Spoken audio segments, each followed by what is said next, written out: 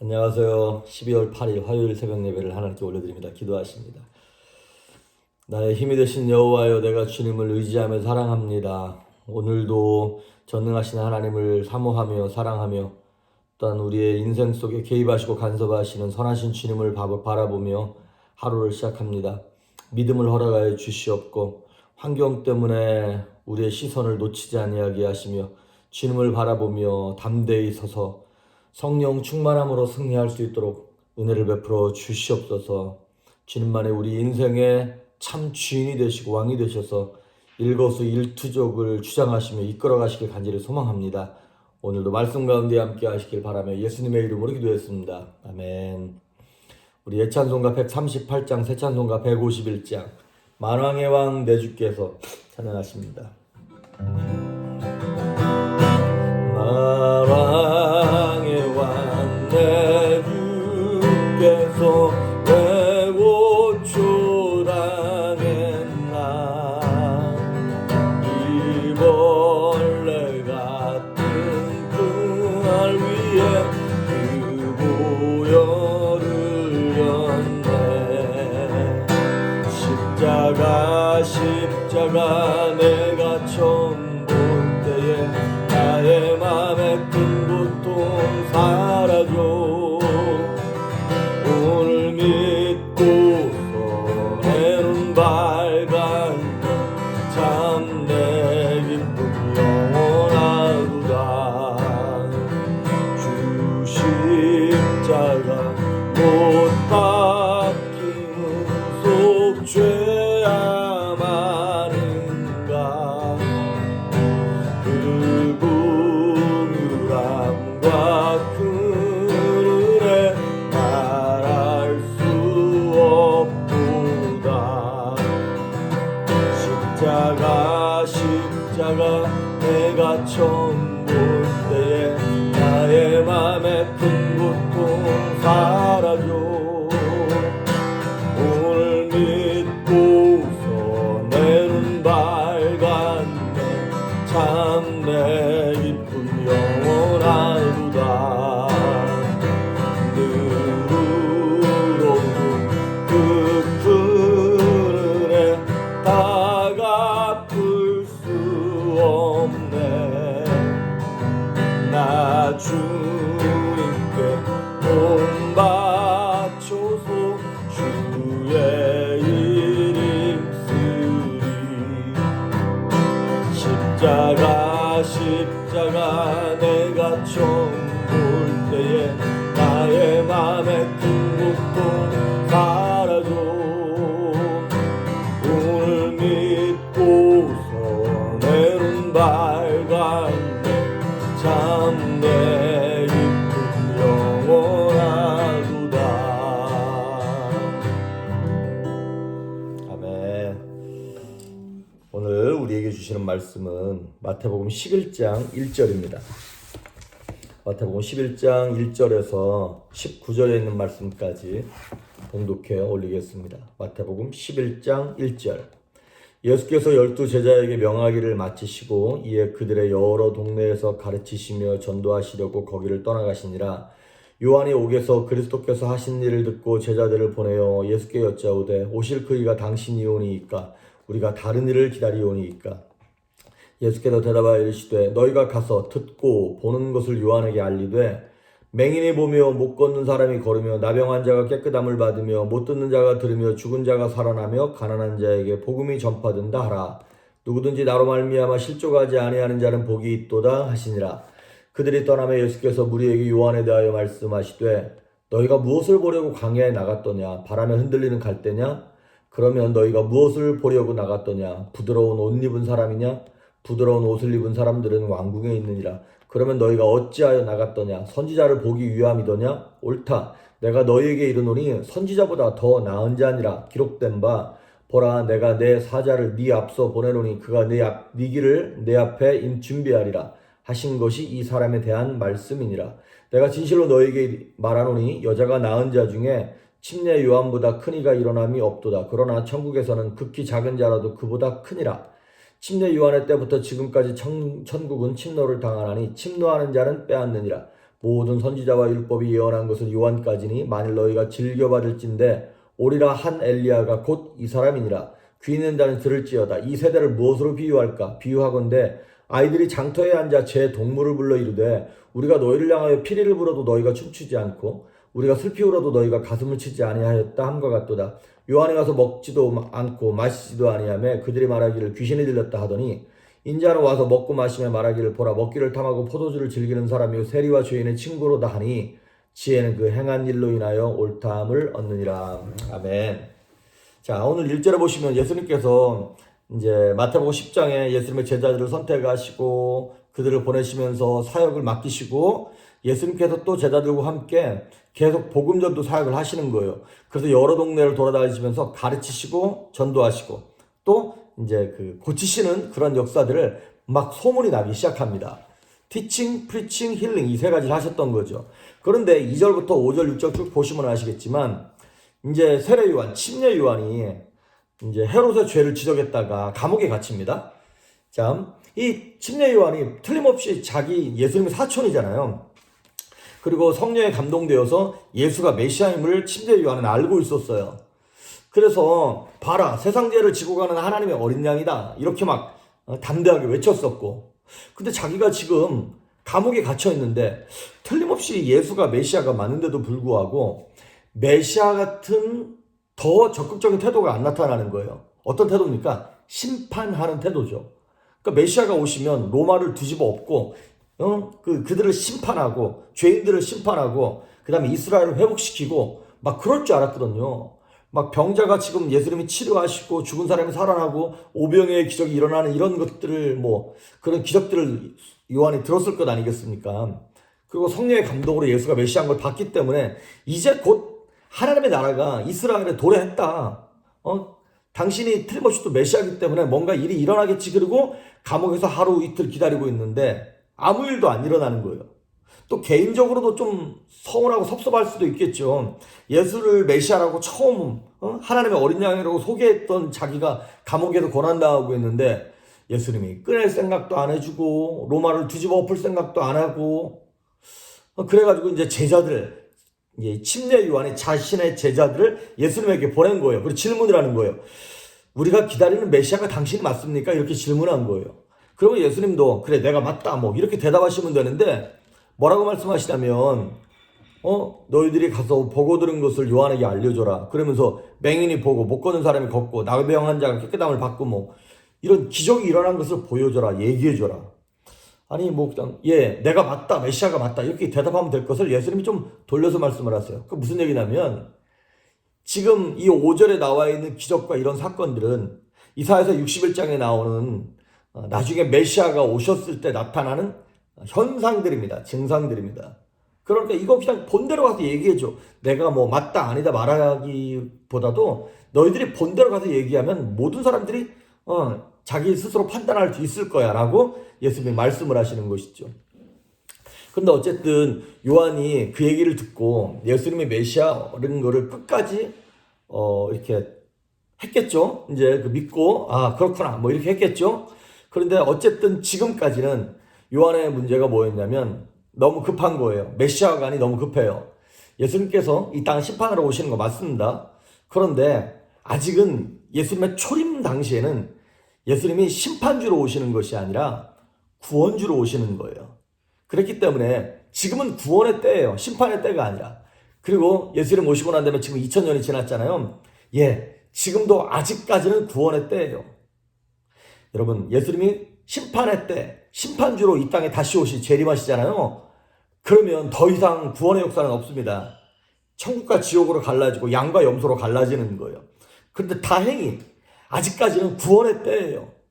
그래서 구원의 때가 뭡니까? 예수 믿고 구원받을 수 있는 찬스가 아직 우리에게 주어진 것이죠. 우리는 예수님에 대해서 분명히 알고 믿고 있습니다. 그런데 알고 믿고 있음에도 불구하고 우리가 현재 당하는 삶의 문제, 고난의 문제가 심각하면 심각할수록 불신에 빠지기가 쉬운 거예요. 그래서 이 예수님이 내가 믿는 예수님이 하나님이 맞는가, 구원자가 맞는가, 이렇게 해서 천국 가는 게 맞는가, 그리고 천국은 과연 있는가에 대한 의심을 하게 되는 것이죠. 근데 잠언 13장 12절에 보면 소망이 더디 이루게 되면 마음을 상한다 이런 말이 나와요. 그렇습니다. 소망이 더디 이루어진다. 그 얘기는 고난 가운데 들어간다는 얘기인 거죠. 그러면 마음을 상한대요. 그나마 붙잡고 있던 믿음도 놓치고 심령의 믿음을 잃어버린다는 것이죠. 그럼에도 불구하고 예수님 이렇게 말씀하세요. 6절에 보니까 누구든지 나로 말미암아 실족하지 아니하는 자는 복이 있도다. 무슨 얘기입니까? 실족한다는 얘기는 예수님을 의심한다. 하나님의 능력을 신뢰하지 않는다. 이런 의미인 거죠. 그렇게 믿음을 놔버리지 않고 끝까지 붙잡고 있는 사람들은 그런 사람이 복 있는 것이지, 의심하거나 그러면 실족하게 된다는 것이죠. 이제 이 당시 예수님에 대해서 주변 사람들의 태도가 놀라면서도 또한 반응이 뭐였냐면 이런 거예요. 너는 도대체 누구냐? 네가 하는 행위로 봐서는 메시아인데 그런데 왜 로마를 뒤집어엎지 않냐? 왜 우리를 잘 살게 해주지 않느냐? 왜 아직도 이렇게 힘들고 어려운 일이 있느냐? 그러면서 예수님의 정체에 대해서 많은 사람들이 의심을 갖는 거예요. 너는 누구냐? 그리고 예수님만 그런 것이 아니라 예수님보다 앞서서 사역한 요한에 대해서도 그 정체를 계속 의심하는 거예요. 그렇기 때문에 자연스럽게 예수님께서 이 본문을 통해서 요한의 정체를 밝혀주시고 그들을 의심하는 자들, 예수를 의심하는 자들을 책망하시는 내용을 예수님께서 보여주고 있는 것입니다. 그러면서 그 책망하고 보여주는 내용이 7절부터 11절까지의 내용이에요. 예수님이 너희가 왜 광야에 나갔냐? 무엇을 보려고 광야에 나갔냐? 광야에 누가 있었습니까? 침례 요한이 말씀을 전하고 있었거든요. 그렇지, 너희가 선지자 보러 나갔지.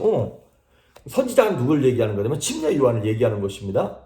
근데 이 선지자가 14절에 보면 이렇게 나와요.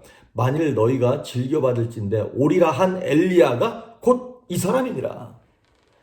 이게 무슨 얘기냐면 말라기 3장에 나오는 3장 1절에 나오는 예언이에요. 말라기 3장과 말라기 4장 5절에 보면 메시아가 오기 전에 그 길을 평탄하게 하고 준비할 선지자가 한 사람 올 거라는 거예요. 그게 누구냐면 엘리야의 심령을 가진, 엘리야의 마음을 갖고 아들의 마음을 아버지에게로, 아버지의 마음을 아들에게 돌릴 그 마지막 선지자가 올 거라는 거예요.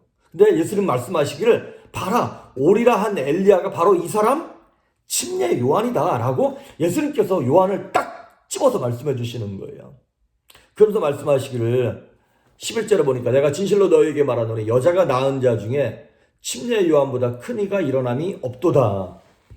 이 요한에 대하여 얼마나 예수님 칭찬하시는지, 요한보다 큰 이가 없다는 거예요. 여자가 낳은 자 중에. 여러분, 예수님이 이 땅에 오셨을 때 어느 누구도 예수님이 메시아인 걸 알아본 사람이 없었죠. 귀신들 말고는. 그런데 예수님이 사역도 하기 전에 예수가 메시아인 걸 알아본 사람이 바로 유일하게 침례 요한이었습니다. 그렇기 때문에 수많은 선지자들, 엘리야, 이사야, 다니엘, 예레미야 이런 사람들보다도 침례 요한이 더 위대하다는 거예요. 왜 위대하냐? 왜? 능력이 더 많아서냐? 그게 아니라 마태복음 13장에 나와 있어요. 마태복음 13장 16절 17절에 이렇게 얘기하고 있어요. 너희 눈은 봄으로 너희 귀는 들음으로 복이 있도다. 내가 진실로 너희에게 이르노니 많은 선지자와 의인이 너희가 보는 것들을 보고자 하여도 보지 못하였고 너희가 듣는 것들을 듣고자 하여도 듣지 못하였느니라. 너희 눈은 보고 들었다는 얘기는 옛날에 했던 선지자들이 메시아, 장차 오실 메시아, 즉 예수 그리스도를 보고 싶어 했고 예수 그리스도의 말씀을 듣고 싶어 했지만 못 듣고 못 받지 않습니까? 하지만 너희 눈은 보고 들었다. 그런데 그거를 가장 먼저 보고 듣고 알아챈 사람이 누구냐? 바로 침례 요한이라고 하는 것이죠. 그렇기 때문에 침례 요한은 그 어느 선지자들보다도 위대하다는 거예요. 그러면서 그 앞에 11절 앞부분에 이렇게 나와 있어요. 여자가 낳은 자 중에 그 중에서는 제일 위대하다는 거예요. 여기서 여자가 낳았다는 얘기는 어찌 보면 구약에 있는 사람들 중에서는 침례 요한이 제일 위대하다는 거예요. 예수 전에 있는 사람들 중에서는 아브라함도 다윗도 여러 사람도 있긴 있지만 위대함으로 따지자면 왜? 메시아의 오실 길을 준비했기 때문에. 그러니까 율법과 선지자의 끝이 누구냐면 침례 요한이에요. 침례 요한은 그러니까 아담부터 시작해서 아브라함, 다윗 그렇게 선지자들 통해 가지고 메시아가 올 거야. 그랬을 때 그 바톤을 이어받은 릴레이하는 경주의 마지막 바톤 경주자가 누구냐면 침례 요한이라는 거예요. 마지막 선수가 제일 중요하잖아요. 앞에 아무리 잘했어도 마지막 선수가 그거 전달 안 해주면 그 경기 이길 수 없지 않습니까? 그런 것처럼 침례요한이 마지막 경주를 봐라, 이분이 예수님이다, 메시아다라고 소개시켜줬기 때문에 구약의 사람들 중에서는 제일 위대하다는 거예요. 하지만 이거를 영적인 해석으로 또 해석을 하자면, 여자가 낳은 자, 이 말은 무슨 얘기냐면 죄인된 육신의 어미가 낳은 자들 중에서는, 그러니까 예수 그리스도로 말미암지 않은 옛사람 중에서는 이 침례 요한이 제일 유명하다, 위대하다, 이런 의미인 것이죠. 그렇기 때문에 여기 보면 여자가 낳은 자들 중에서는 침례 요한이 제일 크지만, 그러나 천국에서는 극히 작은 자도 이 요한보다 크다, 이렇게 나오고 있어요. 천국에서 극히 작은 자다. 이거 무슨 얘기냐면 예수 그리스도의 십자가와 부활을 통해서 예수님을 만난 성도는 구약의 그 어떤 성도, 그 어떤 위대한 사람들보다도 예수님을 보고 듣고 만지고 성령을 직접 받았기 때문에 하늘의 천국을 내 안에 소유한 자이기 때문에 침례 요한보다 더 위대한 사람이라고 하는 것이죠. 더 행복한 자라고 하는 것이죠. 그래서 13절에 나오는 말씀처럼 모든 선지자와 율법이 예언한 것은 요한까지다. 그러니까 요한이 구약의 마지막 사람이고, 그 이후로 예수님으로 말미암아 성령을 받고 말씀을 직접 보고 들은 사람들은 요한보다 더 행복하고 큰 사람이라고 하는 것이죠. 그래서 오늘 제가 드리고 싶은 말씀이 이거예요. 오늘 예수님께서 말씀을 하시면서 하나님 나라에서 큰 사람이다, 작은 사람이다, 기준이 뭐냐는 거예요. 어떤 위대한 일을 했냐 안 했냐 이것도 중요할 수 있겠습니다만은, 오늘 요 본문의 말씀만 놓고 보면 이거예요. 예수님을 얼마나 아냐, 그리고 예수님을 어떤 분으로 알고 있느냐, 이것에 따라서 옛사람에 묶여 사는 사람이 되기도 하고 새로운 피조물이 되어서 새로운 생명을 얻고 살아갈 수 있는 그런 사람이 되기도 한다는 것이죠. 구약 사람들처럼 하나님이 아버지가 아니라 주인이 되고 왕, 이런 주인이 되는 그런 종의 존재로 살아갈 것이냐, 아니면 신약에 와서 예수님을 만나고 성령을 받은 하나님이 주인보다는 아버지가 되시고 친구가 되는 그러한 삶을 살 것이냐는 것이죠. 여러분, 예수님이 여러분에게 구주가 되십니까? 예수님께서 친구가 되시고 아버지가 되십니까? 그런데 예수님이 친구나 아버지가 되기보다 아저씨가 되고, 예수님이 되게 무서운 심판주가 되고, 그러면 우리는 구약과 똑같은 여자가 낳은 사람 같은 그런 인생을 살 수밖에 없는 것이죠. 옛사람에 묶여서 그냥 무서운 거예요. 내가 잘못할 때마다 우리 사장님이 날 혼내면 어떡하지? 우리 선생님이 날 혼내면 어떡하지? 이런 관계인 거죠. 하지만 자녀는 어때요? 비록 혼나는 게 무섭긴 하지만 그래도 우리 아빠가, 우리 아버지가 날 쫓아내진 않지. 그리고 내가 어렵고 힘들 때마다 아버지에게 달려가는 것처럼. 하지만 예수님 당시의 사람들은 예수님을 보면서도, 세례 요한, 침례 요한을 선지자로 보면서도 선지자로 인식하지 못했고 예수님을 메시아로 알아보지 못했죠. 그랬기 때문에 예수님께서 그들의 완악함을 책망하시면서 17절, 18절, 19절에 보니까 너희를 향해 피리를 불어도 춤추지 않고 슬피 울어도 같이 울지 않는구나. 너희가 지금 세례 요한도 거부하고 나도 거부하는구나. 너희에게는 이런 구원이, 이런 복이 임하지 않는다라고 하는 그런 책망을 하시는 것입니다. 자, 오늘 이 말씀을 결론 내면서 우리는 세례 요한을, 또한 예수님을, 또 이런 사역을 보면서 우리는 여자가 낳은 자와 같은 구약의 삶을 살고 있습니까? 아니면 천국에 있는 신약의 삶, 그 다음에 성령 받은 하나님의 자녀된 자로서의 삶을 살고 있습니까? 기준은 예수님입니다. 오늘 하루를 사시면서 하루 종일 힘들고 어렵고 외롭고 눈물 나고 서러울 때마다 내가 옛날에 그 남자랑 결혼했어야 되는데, 내가 좋은 집에 태어났어야 되는데, 내가 누구를 전화를 할까, 이런 사람들이 생각납니까? 아니면 힘들고 어렵고 서럽고 외로울 때마다 예수님이 생각나서, 그렇지, 나를 새롭게 하시고 힘주시고 능력 주실 분은 우리 예수님밖에 없지, 말씀밖에 내 힘의 근원이 없지라고 예수님께 무릎을 꿇습니까?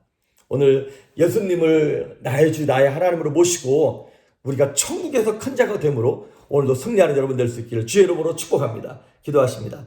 예수님 감사합니다. 오늘도 말씀으로 우리에게 다가오셔서 구원주로 다가오시며 또한 결국에는 심판주로 오실 텐데, 그날에 우리 예수님이 두려운 분이 아니라 나의 친구가 되시고 아버지가 되시고 나의 구원자가 되시는 그분으로 만날 수 있도록 이 땅을 사는 동안 정말 주님만 의지하며 하나님과의 관계가 온전하여서 하늘을 천국을 내 마음과 삶 속에 품고 살아갈 수 있도록 성령으로 충만케 하시고 기름 부어 주시옵소서. 감사드리옵고 예수님의 이름으로 기도했습니다. 아멘.